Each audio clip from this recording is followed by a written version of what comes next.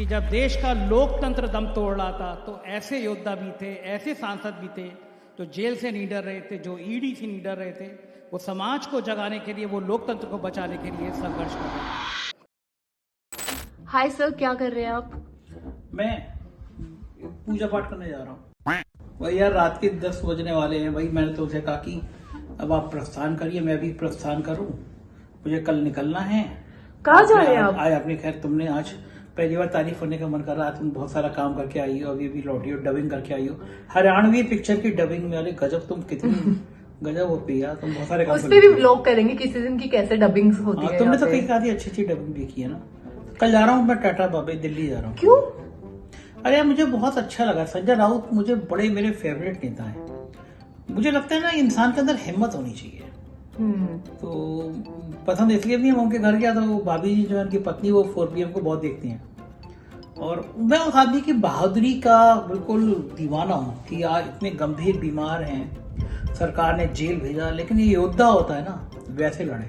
वो बड़े लालच दिए सरकार ने कि हमारी तरफ आ जाए, लेकिन गजब इंसान है। तो हमको कुछ दिन पहले फोन आया संजय राउत जी का कि आपके पास? हाँ, कहाँ हो? लखनऊ में हो क्या? मैं कहा बॉम्बे में हूँ। तो बोले 23 तारीख को दिल्ली आ सकते हो, एक किताब की लॉन्चिंग। मेरी किताब, जो उन्होंने किताब लिखी है अनलाइकली पैराडाइज, और वो जो राजनीतिक अनुभव है जिन जिन लोगों का शोषण हुआ है सत्ता के द्वारा, उनका काफी जिक्र है। बहुत शानदार किताब है। मुझे बता रहे थे इस किताब के बारे में। तो मैं कहा मैं आ जाऊंगा, मतलब आपकी किताब का विमोचन हो, मैं जरूर आता हूँ। पर उन्होंने इतना पूछा। उसके 1 घंटे बाद उन्होंने मुझे एक सरप्राइज दिया। ये एक कार्ड भेजा उन्होंने जब भेजा तो मैं बहुत चौंका। उन्होंने लिखा कि इस किताब का अनलाइकली पैराडाइज का उद्घाटन है, और चीफ गेस्ट पता है कौन है? या तो चौक जाओगे, बुक लॉन्च बाई। सीरियसली मैं गेस करूं प्लीज? बताओ। अच्छा, अब मुझे बता दो, फिल्मी सितारे या पॉलिटिशियंस हैं? दोनों है। हाँ, शाहरुख खान, अमिताभ बच्चन। हाँ क्यों नहीं, मेरे साथ ही जाएंगे मेरे साथ फ्लाइट में बैठ के। तो इतनी बेवकूफी की बातें हमेशा से करती थी। अमिताभ बच्चन मेरे साथ बैठ के दिल्ली जा रहे हैं। सर कुछ भी हो सकता है, मुझे लग रहा है अमिताभ बच्चन है। नहीं, तो मैं तुम्हें बता देता हूँ कि जो बुक लॉन्च भाई, जो चीफ गेस्ट हैं कपिल सिब्बल जी, देश के दुनिया के सबसे बड़े इंसान, बहुत अच्छे हैं। मतलब गजब है। यानी कितने ऐसे क्लाइंट्स होते हैं, सैकड़ों, जो गरीब होते हैं, उनके कभी पैसे नहीं लेते। उत्तर प्रदेश में जो अल्पसंख्यकों के अत्याचार हुए, फ्री में उन्होंने मुकदमा लड़ा। कपिल सिब्बल जी ने, वो हैं अरविंद केजरीवाल। अरविंद केजरीवाल जी, बताओ, सरकार ने कहा था 100 करोड़ की शराब में रिश्वत ली, पूरी सरकार लग गई, 1 रुपए भी रिकवरी नहीं, और कई महीने उनको जेल में रहना पड़ा। पहली बार ऐसा हुआ कि कोई चुना हुआ मुख्यमंत्री जेल में, क्योंकि बहुत पढ़ा लिखा इंसान है। हाँ, बहुत शानदार बात है। सरकार के लिए ऐसे बोल देते हैं ना कि मतलब वो सरकार के पसीने आ जाते हैं। तो इस कार्यक्रम में कपिल सिब्बल जी, केजरीवाल जी आ जाएंगे। डेरेक ओब्रायन बहुत बढ़िया पार्लियामेंट मेंबर है टीएमसी में, और जबरदस्त तरीके से राज्यसभा के सदस्य हैं वो हैं। और फिल्मी इंडस्ट्री में क्या बढ़िया नाम है जया बच्चन जी का। देखा, मैंने सही गेस किया था, बच्चन फैमिली। अमिताभ बच्चन के जया जी, बहुत बढ़िया बढ़िया पिक्चरें हैं जया बच्चन जी की। और एक चीफ गेस्ट उन्होंने और बना दिया जो इस लायक नहीं है, उसका नाम संजय शर्मा है। Oh my God, seriously sir? हाँ, तो मैं जो हूँ, मैं कार्ड देख के, जो तुम्हारा हाल है यही मेरा भी हाल हुआ। तो माय गॉड, मैंने भी कहा, मैं चीफ गेस्ट में, मुझे उम्मीद नहीं। बल्कि मैं संजय जी ने कहा भी भाई, मैं ऐसा नहीं हूँ कि आप मुझे, इतने बड़े बड़े लोग चीफ गेस्ट हैं, मुझे आप बनाएं। उन्होंने कहा नहीं संजय, कि तुमने भी 4PM में इस जान की बाजी लगा के जो जंग लड़ी है। तो मैं जा रहा हूँ कल दिल्ली, और इस कार्यक्रम में रहूंगा। इस कार्यक्रम का लाइव प्रसारण आप 4PM के सब चैनलों पे देखेंगे, और फिर मैं बताऊंगा कि लौट के आके कैसी रही मुलाकात। मैं बहुत एक्साइटेड हूँ, मतलब ये बहुत बड़ा चांस है यार, कि मतलब संजय राउत जैसा बड़ा नेता वो एक फंक्शन करे, और उसमें मैं जैसे छोटे पत्रकार को वो इतने बड़े बड़े 2 लोगों के संग बिठाए। और मेरे लिए बड़ा ये गौरव का पल इसलिए कि ये सारे वो लोग हैं जो सत्ता से डरते नहीं है, सत्ता की आंख में आंख डाल के सवाल पूछते हैं। वो बहुत अच्छी लाइन है कि यकीन मानिए अगर मैं पल भर को भी बेजमीर हो जाता, यकीन मानिए कि मैं पल भर को भी बेजमीर हो जाता, ना जाने कब का वजीर हो जाता। तो मेरे सामने बहुत बहुत बड़े लालच थे सत्ता के, लेकिन मैंने आम आदमी की आवाज सुनी, आम आदमी की बात करता हूँ। तुम तो देखती हुए सड़कों पे कैसे लोग मिल जाते हैं। ये जो प्यार है ना, ये मुझे लगता है दुनिया की सबसे बड़ी दौलत है कि जब आदमी की आंखों में ये यकीन होता है कि यार जब सब मीडिया संस्थान बिक गए हैं, गोदी मीडिया है, तो 4PM इतनी तरह से आवाज बुलंद कर रहा है, ऐसे लड़ पा रहा है, तो ये भी कहीं ना ईश्वर की देन होती है। छोटे से शहर से उठ के आज अंतर्राष्ट्रीय फलक तक पहुंचा दिया। 140 देशों में 4PM देखा जाता है। संजय राउत जैसा बड़ा आदमी आपको चीफ गेस्ट बुला रहे हैं? हाँ, मतलब मैं तो सड़क के बाहर कहीं भी बैठ के प्रोग्राम देखता है, ऐसे प्रोग्राम जिसमें इतने बड़े बड़े लोग आ रहे हैं, लेकिन उस डाइस पे मंच पे मेरा नाम होगा ये मैंने सोचा नहीं था।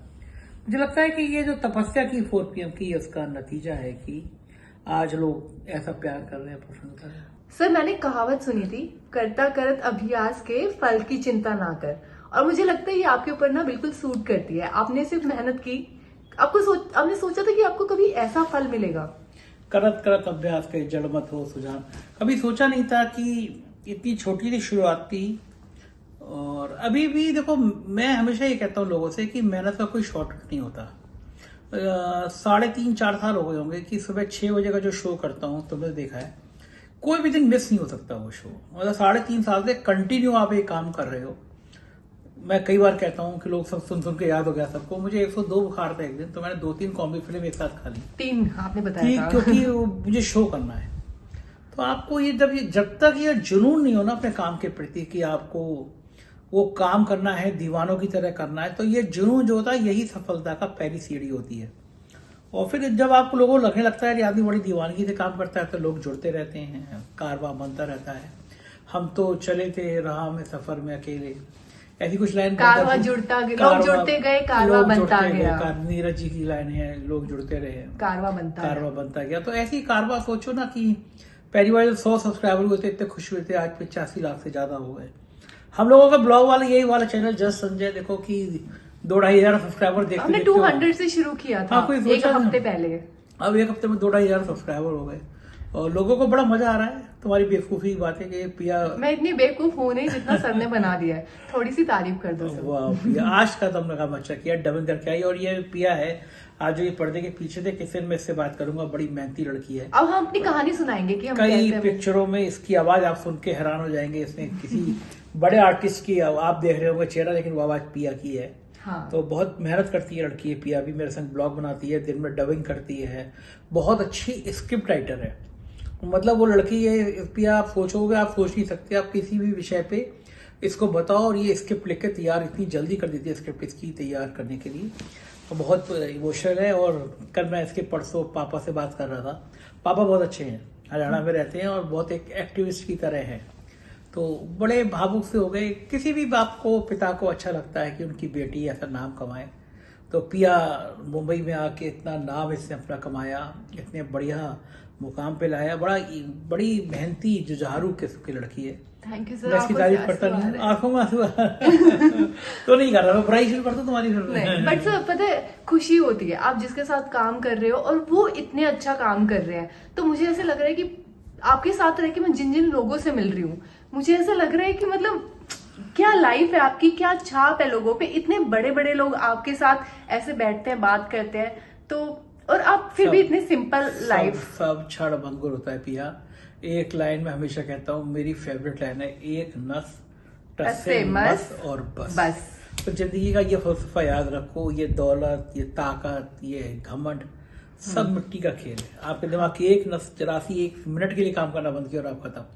तो किसी चीज का घमंड करना, वो हम सब रंगमंच का एक कट आनंद पिक्चर देखी थी ना, बाबू मोशाय, हम सब एक कठपुतली, किसी का होते हैं। तो ये मत सोचो कि जिंदगी में कितने पल है, हमेशा सोचो कि इन पलों में कितनी जिंदगी है। मैं हमेशा ये रात को ये सोच के सोता हूँ कि ये मेरी आखिरी रात है। और मैं सुबह उठता हूँ तो मैं सोचता हूँ ये मेरा आखिरी दिन है। तो मैं रात भी इंजॉय करता हूँ, सुबह भी इंजॉय करता हूँ। तभी सर इतनी मेहनत करते हैं, उन्हें लगता है बस आज ही है जो है पल में ये समा हो ना हो। अब ये मुझे कुछ काम सुनो, आप जया बच्चन जी से मिलने वाली हैं। हाँ। तो मेरी तरफ से बस आप उनसे एक बात बोलोगे, सिर्फ एक डायलॉग। हाँ, मैं बोल दूंगा एक पागल पक्का नहीं, आपको बोला है मैडम कभी हंस भी लिया करो। अब मैं जया पटवाओगी, तुम जया जी बहुत अच्छी हैं, बहुत सीनियर आदमी है। आप मुझे बताना उनसे मीटिंग कैसी रही, और पॉसिबल हो तो ब्लॉग बनाना, लोगों को भी दिखाना अपना वो इवेंट। तुम क्यों नहीं चल रही दिल्ली, तुमसे कहा चलो। तो यहाँ पे मुंबई में भी इतना काम है ना। 4PM महाराष्ट्र भी है हमारा जो चैनल है, तो उस पर भी काम करना है। नया ऑफिस भी देख रही है आजकल बेचारी, 2 घंटे पिया खर्च कर रही है बम्बई में एक बड़ा ऑफिस देखने की, 2 घंटे जाती है, अलग अलग प्रॉपर्टी डीलर से मिलती है। मैं तो बैठ के चिल अपना वीडियो करता रहता हूँ, ये लड़की दिन भर मगजमारी करती है। आज भी कम से कम 6 मीटिंग करके आई है ये। 6 नहीं, आज तो सर कम थी, आज संडे था ना तो लोग अच्छा। सब बिजी थे। तुमने सुबह मुझे बताया था कि 5-6 लोगों से मिलने जा रही हो। हाँ। अच्छा, तो लेकिन बड़ा अच्छा है यार, मिलके सर हम फतेह कर लेंगे। हाँ, जैसे काम आपने करते लखनऊ को किया, मुंबई को भी कर लेंगे। पक्का पक्का, आमीन आमीन आमीन। चलिए guys, bye bye. Bye bye. A few moments later. बहुत बहुत शुक्रिया संजय राउत जी, आपने मुझे एक ऐसा मंच पे बोलने का मौका दिया जहाँ पे बैठ के मुझे राम मनोहर लोहिया जी की वो लाइन याद आती थी कि जब सड़कें सूनी हो जाती हैं तो संसद आवारा हो जाती है। और आज इस मंच पर वो सांसद बैठे हैं जिन्होंने सड़कें भी सूनी नहीं होने दी और संसद भी आवारा नहीं होने दी। लोकतंत्र का इतिहास लिखा जाएगा तो उसमें इस किताब का जिक्र जरूर होगा कि महाराष्ट्र से आने वाला एक दुबला पतला नेता जो गंभीर बीमारी से पिछले दिनों जूझ रहा था, लेकिन वो सत्ता की आंख में आंख डालकर, ईडी के डर से अलग होकर, जेल के डर से अलग होकर लोकतंत्र बचाने की एक मुहिम लड़ रहा था और कह रहा था कि दोबारा जेल भेज दो, एक और किताब लिखेंगे, क्योंकि आने वाला इतिहास इस किताब को दस्तावेज के रूप में याद रखेगा कि जब देश का लोकतंत्र दम तोड़ रहा था तो ऐसे योद्धा भी थे, ऐसे सांसद भी थे जो जेल से नहीं डर रहे थे, जो ईडी से नहीं डर रहे थे, वो समाज को जगाने के लिए, वो लोकतंत्र को बचाने के लिए संघर्ष कर रहे थे। संजय राउत जी का जीवन देखकर या यहाँ बैठे जो लोग उनकी जिंदगी है, उनका संघर्ष है, मुझे भी थोड़ी थोड़ी हिम्मत दे देते हैं कि मैं भी, जब मीडिया को ऐसे सवाल पूछे जाते हैं, मेरे पेशे को लेकर कहीं बताया जाता है, मैं पत्रकारों को पूछते हैं कौन सी पार्टी के हो, फिर कहते हैं कि आप तो एक ही पार्टी के हो गए क्योंकि अब एक ही पार्टी के पत्रकार बचे हैं। ऐसे में मीडिया के सामने भी जब सड़क पर चलते सवाल खड़े होते हैं तो मैं बस केवल 5 मिनट में कुछ सफ़र बताना चाहता हूँ। तो इस मंच पर बैठे और इस तरह के सामने प्रबुद्ध लोगों बैठों को जानना जरूरी है कि कितना संघर्ष राजनेताओं के सामने है, कितना संघर्ष मीडिया के सामने है। 2017 में जब सरकार बदली उत्तर प्रदेश में, मैं लखनऊ से आता हूँ, मुझे बुलाया गया। सरकार के एक बड़े अफसर ने कहा, आप कल्पना करिए, आप लोगों को पता ही नहीं होगा कि 1000 करोड़ का बजट, आपके टैक्स का पैसा मीडिया को बांटने के लिए आवंटित है। वो फुल पेज के विज्ञापन, वो बड़े बड़े इवेंट जिसमें सत्ता की चाकरी की जाती है, वो आपके पैसे से है। मुझसे भी कहा गया कि हर साल 10 करोड़ रुपए का बजट है, भाई पहला पेज चेंज कर दो। तुम्हारे 4 PM अखबार का पहला पेज कभी केजरीवाल ट्वीट कर दे रहे हैं, कभी राहुल जी ट्वीट कर दे रहे हैं, कभी बाकी नेता कर दे रहे हैं, और साल के हम लोग 10 करोड़ का बजट देंगे। मेरा एक सवाल था कि 2014 से पहले ऐसे ही पेज हम कांग्रेस के खिलाफ छापते थे, उत्तर प्रदेश में अखिलेश यादव के खिलाफ छापते, तो खिलाफ नहीं था। पत्रकार का काम यही होता है कि जो सरकार छुपाती है वो खबर होती है, और जो सरकार बताती है वो विज्ञापन होता है। तो सच सामना करना होगा, तो इसलिए वो छापना होगा। मैं उनसे मना करके आया और अगले दिन एक दरोगा मेरे ऑफिस में आया, एक गुमनाम नाम पर मेरे खिलाफ आर्थिक अपराध अनुसंधान EOW की जांच सेटअप कर दी गई, 6 इंस्पेक्टरों की टीम बना दी गई और 18 जिलों में जांच शुरू कर दी गई। उसके बाद संजय सिंह जी एक दिन मेरे ऑफिस में आए, मैंने इनका इंटरव्यू कर लिया। उत्तर प्रदेश में सरकारी मकान मिलते हैं कुछ पत्रकारों को, मुझे भी मिला था। इनका इंटरव्यू वायरल हुआ, 24 घंटे बाद 100 पुलिस वाले लगा के मेरा मकान खाली कर लिया गया। संजय जी से मैंने कहा मकान दिलवा दिया, आज तक इन्होंने दिलवाया नहीं, दूसरे इनके चक्कर में मेरा मकान चला गया। उसके तुरंत बाद वहाँ के STF के बड़े ADG हैं, आप सबने नाम सुना होगा, अमिताभ यशी का, एनकाउंटर स्पेशलिस्ट हैं। एक खबर छपी, अखबार मेरी पत्नी के नाम था, तो उन्होंने अपने नाम से मेरे और मेरी पत्नी के खिलाफ डिफर्मेशन सूट दायर कर दिया। उधर से संदेशा भिजवाया, सरकार से भिज जाओ, सूट वापस हो जाएगा। मैं और पत्नी दोनों न्यायालय में शामिल हुए, हाजिर हुए, दोनों ने जमानत कराई, लेकिन कहा कि हम सच का साथ देंगे। उसके बाद लंबी प्रक्रिया हुई, इनकम टैक्स हुई, ED हुई। 2022 के चुनाव थे, यूट्यूब चैनल मेरा पॉपुलर हो रहा था, मैं डिबेट कर रहा था, बड़े बड़े गोदी मीडिया के चैनल्स के डिबेट पे नीचे यूट्यूब पे व्यू आ रहे थे 10,000 5,000। एक दिन मैंने डिबेट खत्म करी तो 6 लाख लोग मेरे डिबेट देख रहे थे, और सरकार को लगा ये हो क्या रहा है। सडनली मैंने देखा सुबह मेरा यूट्यूब चैनल बंद, हैक करके। 3 दिन हमने संघर्ष किया, मेरे बहुत अच्छे लॉयर हैं हैदर, उन्होंने नोटिस दिया, नहीं खुला। हमने 4 PM UP के नाम से एक नया चैनल बनाया, आज उसके भी इन लोगों की मेहरबानी की वजह से 19 लाख सब्सक्राइबर हो गए। गुजरात का चुनाव हुआ, हमने बस अरविंद जी की एक दिन खबर छाप दी, हमारे पास इनकम टैक्स से नोटिस आ गया, हमने अपने वकील को थमाया, हमने कहा लड़ाई लड़नी है तो लंबी लड़नी है, और हमने 4PM गुजरात लॉन्च कर दिया। आज गुजरात के भी 4 लाख सब्सक्राइबर हो गए। एक महीने के अंदर, पिछले 1 महीने में गुजरात में 3 अदालतों पे मुकदमे हो गए, पुलिस का वारंट आ गया, क्योंकि गुजरात के चुनाव हैं और गुजरात का सच देश के सामने नहीं आना चाहिए। पहलगांव का हमला हुआ, एक दिन यूट्यूब से मेल आया कि भारत सरकार ने कहा कि आप एंटी नेशन है, आपका चैनल बंद कर दिया जाए। बंद कर दिया गया। हमने कहा हमने कौन सा सवाल पूछा? हमने ये पूछा कि ये आतंकी आते कहां से हैं, मंत्रालय क्या कर रहा है, सुरक्षा क्या कर रही है? कोई जवाब नहीं आया। हम किसी तरह अप्रोच करके कपिल सिब्बल जी के घर पहुंचे, पता चला कि बड़े वकील ना बहुत सारे पैसे लेते हैं। हमारी हिम्मत नहीं हुई, लेकिन हम डरते डरते सिब्बल जी के पास पहुंचे। सिब्बल जी ने गले से लगाया, बोले बेटा तुम्हारा चैनल हम भी सुनते हैं। अब मैंने डरते डरते इनसे फीस पूछी, बोले फीस तो मेरी बहुत है। अब मेरा दिल बैठा, मैंने कहा कहाँ दे पाऊंगा? बोले मेरी फीस ये है कि तुम जैसे बहादुर की आवाज़ मेरे मंच पे भी आनी चाहिए, मैं तुम्हारा इंटरव्यू करना चाहता हूँ। मुझे लगा ये मेरी जिंदगी का सबसे बड़ा तोहफा है। एक ऐसा वकील जो अब सारे गरीबों की, सारे कमजोर वर्गों की वकालत फ्री में कर रहा है, वो एक पत्रकार को गले लगा रहा है, एक पैसा नहीं ले रहा है।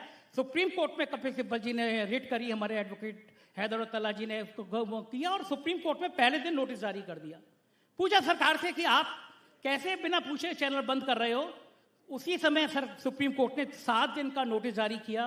तीसरे दिन चुपचाप चैनल खोल दिया, और 7वें दिन जब कपिल जी पहुंचे तो कपिल सिब्बल के सामने कहा कि हम अपना आदेश वापस ले रहे हैं। दोपहर को इन्होंने 1 बजे बंद किया, मैं रात के 1 बजे दुबई पहुंचा, और अगले दिन दोपहर को 1 बजे मैंने 4PM मिडिल ईस्ट लॉन्च कर दिया और कहा कि तुम मेरी आवाज हिंदुस्तान में रोकोगे, मेरी आवाज पूरी दुनिया में फैल जाएगी। आज 140 देशों में 4PM को देखा जाता है। 85 लाख सब्सक्राइबर है, 1 करोड़ व्यू रोज आते हैं। पिछले 3 सालों से देश भर में 4PM नंबर 1 रैंकिंग पे है। एक बड़े चैनल ने मुझे बुलाया, इंटरव्यू किया कि 4PM यहां तक कैसे पहुंचा, तो मैंने कहा कि मेरे लिए भगवान बन के आए योगी और मोदी। वो इतने डंडे नहीं मारते तो सड़क पे चलने वाली जनता मुझे प्यार नहीं करती, इतना बड़ा तोहफा नहीं देती। आज इन्होंने ये मुकाम पहुंचा दिया। ये सारी बातें मैं आपको इसलिए बताना चाह रहा हूं कि जब इतिहास लिखा जाएगा तो उसमें जिक्र होगा अरविंद केजरीवाल का, उसमें जिक्र होगा संजय राउत का, उसमें जिक्र होगा कपिल जी का, कि जिस समय लोकतंत्र दम तोड़ रहा था, जिसमें देश की आवाजें बंद की जा रही थी, उस समय कुछ लोग ऐसे खड़े थे जो अपनी जान की परवाह नहीं कर रहे थे, लेकिन लोकतंत्र के लिए लड़ रहे थे। एक बीमार सांसद संजय राउत सड़क पर आकर संघर्ष कर रहा था, और यही इस देश की तकदीर है, और यही इस देश की तकदीर बदलने वाली है। 10 दिन पहले फिर मेरा चैनल बंद कर दिया गया। मैंने जब नोटिस दिया तो मंत्रालय के अफसर वीडियो कॉन्फ्रेंस में मुझसे कह रहे हैं आप सरकार के खिलाफ बोल रहे हैं, आपने कहा अमेरिका प्रेशर में है, हमें ईरान के संग दोस्ती रखनी चाहिए। मैंने कहा ये बातें कब से एंटी नेशन हो गई? कोई जवाब नहीं था। फिर कपिल जी के द्वारे आए हैं, 2-3 दिन बाद फिर रिट करेंगे, अगर अदालत स्वीकार कर लेगी तो चैनल खुल जाएगा, लेकिन बाकी चल रहे हैं। तो ये छोटी सी कहानी है, और इस कहानी के साथ सार ये है कि ये जो किताब है, जो किताब आप देख रहे हैं नरक से स्वर्ग, तो ये वास्तव में इस देश को जो नरक में बनाने की कोशिश कर रहे हैं उन लोगों के लिए एक सबक है कि यहाँ मंच पर बैठे लोग एक योद्धा हैं, और इस देश को वो लोग स्वर्ग जरूर बनाएंगे। मेरा दावा है, मेरा विश्वास है, क्योंकि अब यह आवाज गरीबों तक, खेतों तक, खलिहानों तक पहुंच चुकी है। सोशल मीडिया पे जिस तरह प्रतिबंध लगाया जा रहा है, ट्विटर अकाउंट्स को बंद किया जा रहा है, और आज मुझे पता चला कुछ मंत्रालय को ताकत दी जा रही है कि 10 मंत्री वो अपने अपने मंत्रालय के कोई भी ट्विटर अकाउंट ब्लॉक कर देंगे। ऐसे में ये सभी सांसद हर हालत में सड़कें सूनी नहीं होने देंगे और संसद आवारा नहीं होने देंगे। बहुत बहुत शुक्रिया संजय जी, मुझे मौका देने के लिए। जय हिंद, जय Bharat. Thank you Sanjay ji.